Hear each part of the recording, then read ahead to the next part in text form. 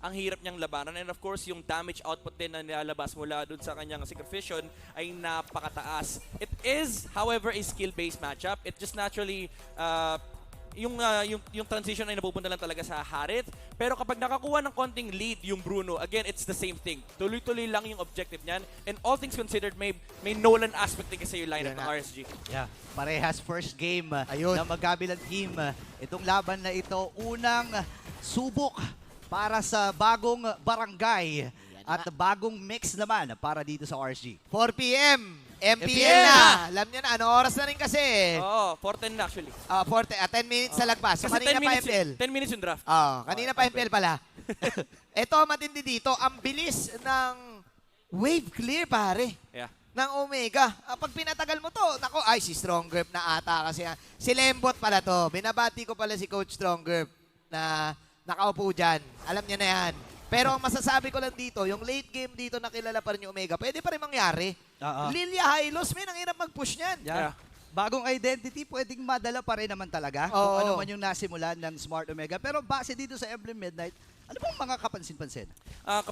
Kapansin-pansin actually yung Festival of Blood, I think nahawak ni West on the Harith, if I'm not mistaken. Adding yung kanyang nakukuhang spell amp mula doon sa kanyang mga magic damage. Kasi parang ano yan ang dating niyan yung parang bagong improve na Lunox. Na napakataas ng damage mo, napakataas pa rin ng sustain. So it is gonna help pagdating sa mga skirmishes tulad dito. Mabubuhay siya dahil may additional layer of HP siya nakukuha mula sa kanyang mga pokes. Humiwa lang ng bahagya si Demon Kite doon sa bottom lane at nakaramdam si West. Buti na lang medyo malapit si West doon sa may tower. Kung medyo napababa pa siya ng onte, could have been a kill para kay Demon Kite. Tandaan natin, medyo makati pa rin ang Bruno sa level 1 early, lalo na't wala pang 4. Yeah. Si West, pag nag-4 yan, tsaka yan babanat.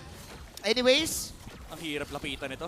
Oo. Lilia Hylos. Parang ano to Lilia actually, Hylos eh. bagong luma to eh. Kasi Oo nga naalala natin, Season 6 ng Smart Omega, yung Lilia Hylos, ginagamit nila to, prominent to sa roam and support. Tapos yung nag-i-invade, parang ang hirap nga naman laban. Kasi kapag nadikitan ka, wala nang takbuhan. Oo nga eh. Ang taas kasi ng DPS. Yeah. Tapos yung DPS nitong Lilia, ayan yung putok-putok jutsu. Okay, mag-gloom. Oo, yun nga eh. Yung DPS damage niya, akala mo walang damage. Oo. Maliit siya na chunk, pero pag napadami, patay ka. Ano yan? Parang Oo. ano yan, yung concept ng piso. Oo, piso-piso Pag lang. dinamihan mo, makakabuo ka pa rin ng 10 piso. Yun nga eh. So, yung early game dito ng side ng RSG, kailangan, pag lumapit sila, kailangan nila respeto yan. Yeah. Yung mga ganun. Ayan na. Okay, kakasabi ko lang, nilabas na may Glorious Pathway, pero medyo sa kabilang side. Dahil lumabas si Demon Kite! Uy! Demon Kite with a dodge! Pero babanatan na si Nibur. Demon Kite! Ang ganda naman ng pagkadulas. Napakaganda ng iskapo doon. And gusto ko yung sinasabi mo, madulas yung lineup dito ng RSG. May daming dash. Mahirap hulihin itong si Light. Pero ngayon, Okay. tatambala. Nagdabog si Light, nagdabog yung baka sa kabayo. First blood. Mula kay Aqua. At nilabas Ay! pa yung Mini Lord. Yung Mini Lord, okay, bumanat, binabanatan si Rail, pero poke lang pala yun. Okay, kalma lang, kalma lang. Pero speaking of the Lord, yung bagong Lord or yung maagang Lord. Grabe, no? Para dito kay Light, masakit-sakit din yan eh. Etong Biksana na to, biruin mo, medyo medyo may ibang jutsu talaga to. Oo. Turtle pa lang, may Lord na siya. Tama naman, di ba? Bagong barangay. Di bagong Lord. O, lagyan natin lahat ng bago. Oo eh. Actually, yung Hylos Jungle hindi na bago. Nakita natin yun ng Oo, M3. dati. Ang naglaro niyan, I think Blacklist pa nga.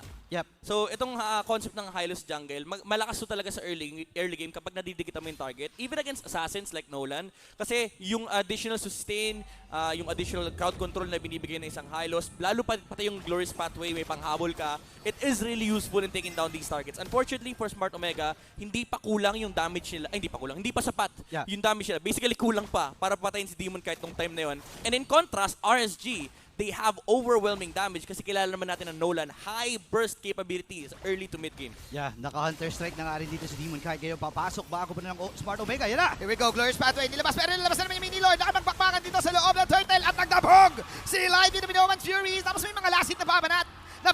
I mean, si Demon Kite. Maghabol na ang side ng mga Raiders at ni-raid ang dalawa sa kapunan ng Omega. At tumaba na pa si Gosei is the way. With the volley shots in, Shinampu, Ninibor, at iba talaga galawan ng mga Robin. Wow, tatlo! Ang tindi mo naman, Bidoy! Tatlo ang bagsak para sa Smart Omega RSG Philippines. Ramdam na ramdam nila. May mga pagbabago sa lineup. Pero ito pa rin yung task force na nakasanayan natin. Oo, may iba pa ring aggressiveness na binabato ang Raiders ngayon. I like the commitment from RSG. Once na na-reset yung teamfight, actually medyo wala silang pake doon sa Turtle. Nung lumabas na yung Minoan's Fury coming out from light, kita natin nag-engage kaagad yung RSG onto the targets na pwede nilang mahanap. And Smart Omega, again, kulang pa din kasi yung kanilang damage output. Hindi pa ganun ka-online yung Harith on West. Kaya naman hindi pa sila makalaban ng 5v5 engagements versus Oo. RSG. Yeah, Enchanted Talisman available na kay Ryle. So kahit paano yung extra cooldown reduction para dun sa kanyang mga pokes. Grabe. Ay, Ang tagal na palang pinili nito. Oo. Yeah. Pero Rome ano yan? Roma Hylos. season 10 pa, no? XP. XP, si Cam. Oo, XP. XP Wow, season Ang tagal 10. na. Hindi ko Nandun na maalala, ang tagal na. Nandun pa tayo sa Eastwood. Oo. Layo Oo nga, na, ang layo Pasig. nun. Pasig pa yun, kaya Pasig. Makati na eh. Oo. Pero ang ganda na nga, ang maganda to na tinututukan. Oh! My Wait lang! club. Sabi ni Demon Guy Boris, mamaya ka na magsalita. Mama ka na magsalita, Moritz. Ito na nga, the devil form.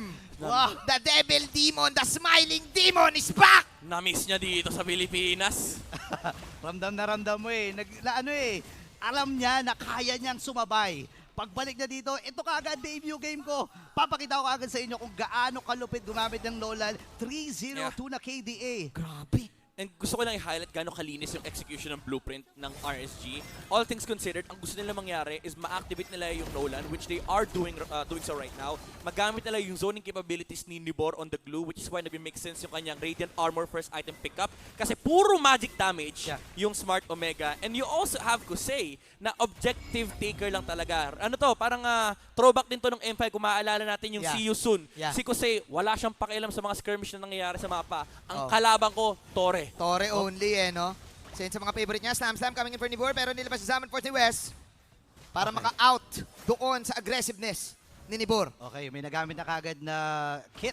Dito ang Smart Omega. Pero tingnan mo si Nibor. Grabe yung zone. Si Mark pa yung binabanatan niya dito. Nandun Oo. yung mga slam-slam. Pasok si Ryle dito. Umaamba-amba lang ng kanyang mga glooms.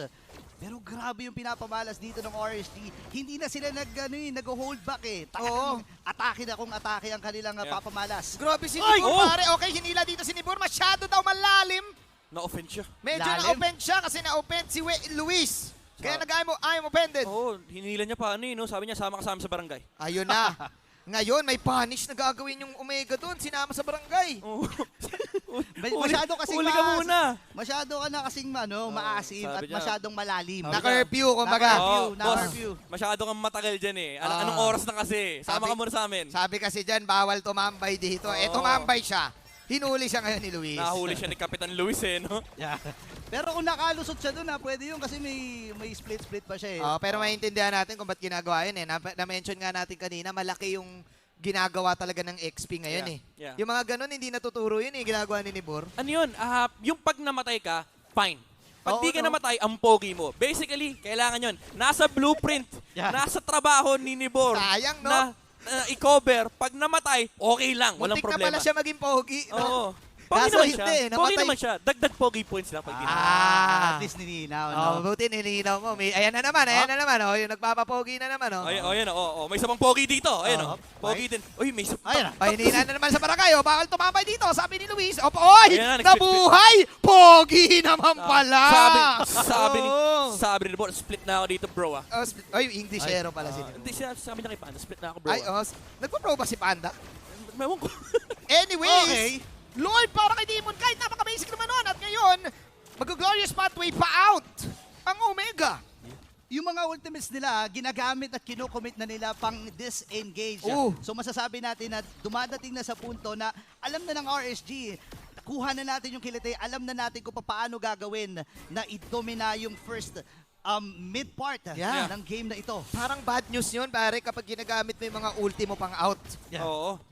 Well, yung kay Luis okay lang. Pero yung, I mean yung kay Nibor okay lang. Pero yung entirety ng lineup nyo for Smart Omega, yung mag-ulti kayo lahat palabas, yun yung nahihirapan sila. Kasi again, in theory, yung lineup nila, medyo slow DPS kasi ito for Smart Omega. Puro magic. Ang problema, yung glue, hindi nila mapatay. For one, may Radiant Armor and yung reset factor noong split-split. Huhulihin ngayon si Demon Kite. Ito yung sinasabi natin kanina with the implosion. Pero makakapag-out siya. Walang damage. Walang damage walang damage dealer dun At maiintindihan natin kung bakit nakalusot dito ang RSG ngayon. Papasok na, nailatag dito yung ultimate habang si Matt Right! na rin. Nilabas na naman yung mini lord. Binabanatan si Matt. Matt ay natunaw sa mga bola na meron si Kosei. Kosei, free hit. Doon sa may bandang tower. In, out. Basagan tower. Out lang din muna si Demon Kite. At doon nagpalakpakan ng Raiders. Dahil nakabasag ang RSG. Men, parang nagmamadali ang RSG Philippines Sabi 4 PM, parang may meron silang deadline May deadline, 4 May PM. deadline. 4 PM kasi MPL 4 na PM MPL. May next raid pa sila May next raid pa May Sabi next niya, raid bilisan pa natin to. Quest 1 pa lang to. Okay. Oo nga eh. Ito na, second turret na mapapabagsak. Wow, tapos biglang out. Ang linis. That's how you utilize early game lead. Slowly but surely, ito ang gameplay ng Pilipinas. Disiplina lang, objectives, macro gameplay, supremacy. Tore lang naman ang gusto natin, ba't ka maghaharap ng teamfight? Pagkakuha ng tower sa top, out, hintay wave sa mid lane, kinuha na lang yung tower sa mid lane, out, wait tayo ng next lord. Yeah. At medyo nahihirapan sila dito kay Nibor Ramdam niya Oo nga Dominance Ice tapos Radiant Armor. Wala ka namang any hero dito ng Smart Omega na magbo-burst sa kanya instantly. And dahil dun sa ginagawa ni Nibor, nababurn lahat ng mga skills na pwedeng gamitin sana ng Smart Omega sa ibang heroes grabe ng si RSG. Nibor, Grabe si Nibor pa. Ay, grabe, sinabunutan si Matt! Sinabunutan si Matt! Sinashampoo! Sinashampoo si Matt dito! Oh, teka lang, masyado makapalambuhok. Out muna tayo. Makapalambok makapalambok. Tinanggal yung kulay ng buhok, Tinanggal yung Ready. kulay ng buhok ni Matt. Sabi niya, ba't kasi kulay red yan? Gawin nating blue. Grabe, Nibor! Putting on a show sa kanyang first MPL game. West. West. G1. Oh! Pero, okay, so what? Inangkel break. Kinunos over ni Ayan Demon Kite. Habang ngayon inabol na si West. At ayun yung punishment na gagawin ni na Demon Kite kay West. Napakabilis. Napatumba si West. Kulang ng isang Smart Omega. Opportunity para sa RSG Philippines na pumunta na kagad doon sa next na Lord. This is a Luminous one. So if ever man na makuha ng RSG to, mas mahihirapan ng Smart Omega if ever. Grabe si Demon Kite, ginamitan ng mathematics. Hindi ko kinaya si Harit. yung ginawa ni Demon Kite. Sabi niyo, ito yung angle, negative 180 tayo. Doon tayo sa kabila. Gulang na yun eh. Ninay crew May no? iba na si Demon Kite ngayon. Kasi nga nag-training nga dun sa time capsule. Oo. Nag-iba na nga yung form niya eh. Pero hindi ka aside I think isa rin sa mga reason dito is bumalik or nagkaroon ng international experience din kasi si Demon Kite Oo So nga. I think isa yun sa mga growth na nagpamalas para sa kanila. May hirapan na talaga yung Smart Omega dito para makabawi. Kasi again, yung team fight nila, ang concept ng team fight nila is may mahuli si Mark and makagamit ng Zaman Force si Harit. Pero yung mga targets nila, hindi rin ganun kadali i-takedown. For one, may mobility na nanggagaling mula kay Demon Kite. Two, si Kosei, hindi mo pwedeng babaran sa isang team fight kasi masakit masyado yung bola. And three, yung reset na nanggagaling mula kay Light with the Minoan's Fury. Actually, one of the hardest counters against the Harit. Kasi kapag nilapat mo yung Zaman Force, mag-ulti lang siya. Okay, mukhang maglalaban na nga dito. Yon! Yung ginawa na Minoan's Fury. Actually, meron pa ba? Nibor! Si Nibor nasa loob. Pero yung Lord ay bumabanat na ngayon Power sa up, base. power up, power up! Unstoppable na si Light. Living in the moment ang RSG para sa game number 1. Napakalinis na performance, debut performance ng RSG Philippines. Ginulat. Kumbaga kung ang Smart Omega may panggulat na highlight, sila rin may panggulat. Hindi ko kinaya yung gulat and gulang. Wow. Gulat and gulang. Kakaiba. DNP. Parang pansin ko dito yung RSG, alam ni may something sila na ginawa na, oy, mga ano to first time nila sa MPL dapat anuhin natin to, gulangan natin to, kumbaga i-welcome natin sa liga. Welcome to the Welcome MPL. to the club. Parang ganun yung ginawa dito ng RSG. Yan nga Di ba? Nakalagay nga sa Keys to Victory na kailangan nilang mag-stand out dito sa debut nila sa MPL. Pero binigyan ka agad ng RSG, pre. Oo nga parang wala, wag niyo bigyan ng 10 points sa basketball. Tampakan nyo, ganun. Grabe yung ano, yung, di ba, nag-present tayo ng question kanina, yung question number 1. Kamusta yung chemistry? Check kagad din. Chinik eh. Yung RSG, kasi kung susumahin natin yung laro ng RSG, Task Force RSG to eh. Pare, Trabaho lang, walang personalan. hindi ko kinaya yung mga moves din ni Diba? Devil Demon Ay, eh. oo. Ano eh. Tractor yung harit Yung eh. sa harit, no? Kabisado niya, no? Oh, Kabisado paglapag, niya eh. paglatag ng gano'n, nag-dash pa Arang. Sabi, sige, dito ako sa likod. Sabi niya kay West, welcome to the league eh. Oo. Nako, kailangan ata magising ni West doon sa pag-welcome Yeah. ni Demon Kite. Plus, outstanding performance mula kay Nibor. Yeah. Malaki-laki rin kasi yung shoes to fill ni magigets mo rin yung shoes to fill ni West, even Nibor. Pero pinakita kagad ni Nibor dito na kaya niyang sumabay. Pero sino nga ba ang nagpakitang gila sa laban na ito? Demon Kite, men. Nagbabalik. 503. Nagbabalik si Demon Kite, the smiling demon all the way from Malaysia. Demon Kite with the Nolan 503 on the KDA, 985 GPM, mind you. And gusto ko dito yung naging approach niya. Hunter Strike Heptasis, punong-puno ng physical penetration, and dagdag mo pa dyan yung true damage na nagagaling sa Endless Battle. Hindi siya magkukulang sa damage. Butas talaga lahat ng base armor ng lineup ng Smart Omega. And even though considering natin, sige fine, sustainable si Hylos, hindi naman to basta-basta kagad makaka-build ng mga tanky items. Kaya naman naging enough na yung kanyang pag-build ng dalawang physical penetration items, which is yung Hunter Strike and Heptasis, and it allowed him to snowball from the early game. Pagdating ng mid game, any target na makita ng RSG sa harap nila, kayang punitin ni Nolan with the fracture combo. Yung full burst damage ni Nolan ay kayang-kaya niya patayin kahit yung Lilia na may black shoes, kahit yung Harit na may shields, kasi again, yung mga heroes ng Omega, ang gusto nila is yung mga drawn out fights, yung mga matagalang team fights and skirmishes, pero hindi nila makuha yon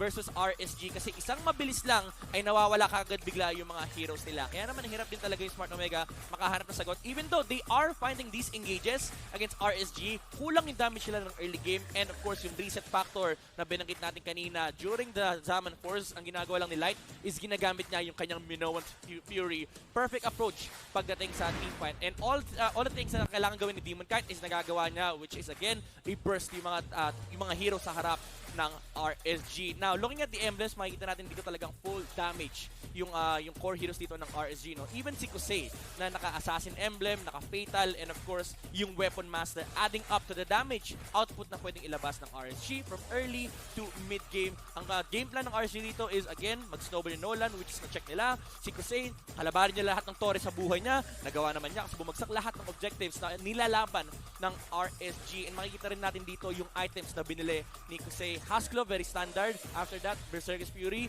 And immediately, Malefic Roar into Sea Halberd para mabawasan yung sustain na mga nagaling dito mula sa Smart Omega on the Harit and the Ruby. Hindi rin talaga sila pwedeng babaran dito kasi hindi rin nakakapag-sustain yung heroes sa Smart Omega. So, in Fury, yung blueprint ng teamfight ng Smart Omega rito, krinos lahat ng RSG. Sustain, hindi na nagmamatter yan. Hindi naging factor yung damage, hindi rin naging factor. Yung teamfight, hindi rin naging factor because of the reset na binibigay ni Light. And also, to add to the injury na naramdaman ng Omega is yung glue pa lang, hindi na nila kayang labanan. Kaya naman sinibor dito yung naging sandbag ng ating game. 90,000 damage taken from Smart Omega. Majority of the damage na nilabas na Smart Omega rito napunta lang doon sa glue. And ang masakit dito is sasaluhin lang yan na Nibor, magiging pogi lang siya. And gagamitin niya yung split-split, i-heal back niya lang yung HP na nawala. And after that, wala nang teamfight ang Smart Omega versus RSG. Kaya naging medyo fundamental yung approach ng RSG rito. Kaya naman matatawag ko rito yung Game 1 victory na it's a landslide because of the fundamentals factor ng RSG. Yeah.